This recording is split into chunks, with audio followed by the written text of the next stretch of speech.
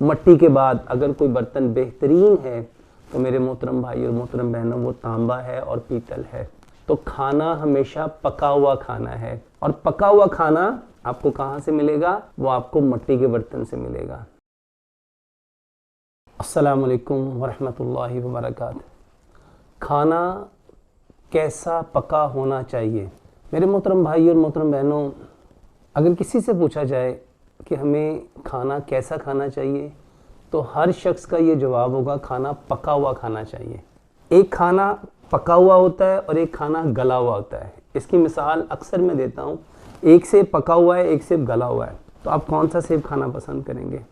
हर शख्स कहेगा कि जो सेब पका हुआ है हम वो खाएंगे, ना कि जो गला हुआ है। मेरे मोहतरम भाई और मोहतरम बहनों, खाना हमेशा वो खाना चाहिए जो पका हुआ है।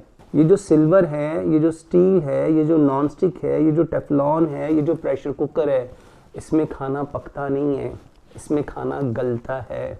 और हमारे बीमार होने के पीछे सबसे बड़ी वजह मेरे मोहतरम भाई और मोहतरम बहनों, हमारे बर्तन, वो बर्तन जिनमें खाना गलता है।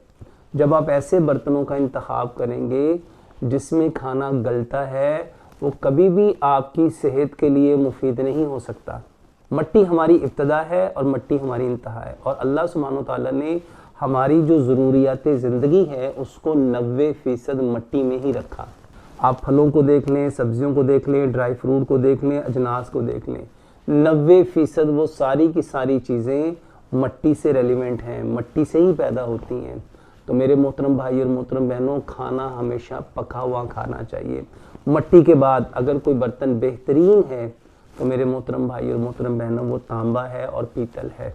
आज से अगर 50 साल 100 साल पीछे जाएंगे तो हमें जो बर्तन हमारे घरों में दिखाई देते थे, तो अक्सरियत जो अमूमी तौर पे जिनमें खाना पकाया जाता था, जिनमें खाना रखा जाता था, जिनमें पानी रखा जाता था, जिनमें पानी पिया जाता था, वो मट्टी के बर्तन ही होते थे। हाँ, कहीं पे तांबा, कहीं पे पीतल और कहीं पे कांसी, इसके बर्तन भी दिखाई देते थे। इनके बर्तनों में अमूमन खाना, जो बड़े ज़्यादा मेहमान आते थे उनके लिए कांसी की देगें होती थी, पीतल की देगें होती थी, तांबे की देगें होती थी। तांबे के बर्तन होते थे। नानियाँ दादियाँ अपनी बच्चियों को जहेज़ में तांबे के या पीतल के बर्तन देती थी। कहीं कहीं पे लोहे के बर्तन भी होते थे। लेकिन मेरे मोहतरम भाई और मोहतरम बहनों, ये सिल्वर, ये स्टील, ये नॉन स्टिक, ये टेफलॉन, ये प्रेशर कुकर्स उस वक्त नहीं होते थे। तो खाना हमेशा पका हुआ खाना है, गला हुआ नहीं खाना। और पका हुआ खाना आपको कहाँ से मिलेगा? वो आपको मट्टी के बर्तन से मिलेगा।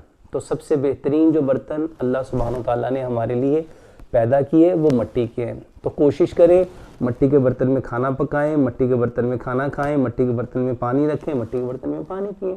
आज हमारे माशरे में जितनी बीमारियां हैं ये गले हुए खाने की वजह से हैं। अगर आप सेहतमंद ज़िंदगी गुजारना चाहते हैं, अगर आप ऐसी ज़िंदगी लेना चाहते हैं जिसमें बीमारी ना हो, तो आपको खाना पका हुआ खाना है, और उसके लिए आपको बर्तनों को चेंज करना बहुत ज़रूरी है।